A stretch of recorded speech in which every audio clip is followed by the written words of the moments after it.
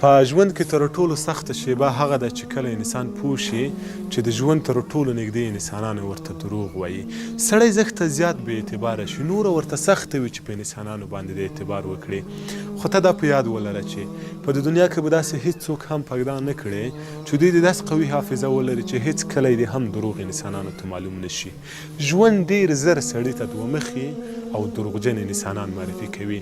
هغه وخت سړی ډېر ودردېږي چې کله د انسانانو د مخ نه نقاب لرې شي او ته اصلي څهره وګورې. سړی حیران شي چې ما دې ته څه فکر کړلو او دی څه راوختلو.